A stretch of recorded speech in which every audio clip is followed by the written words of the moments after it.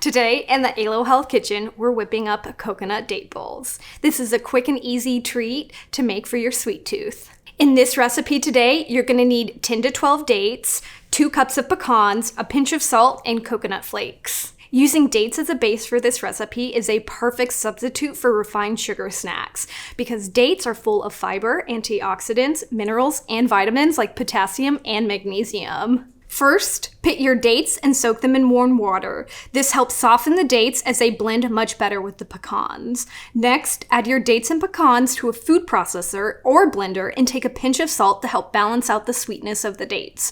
Blend it all together until you've got a sticky dough-like mixture.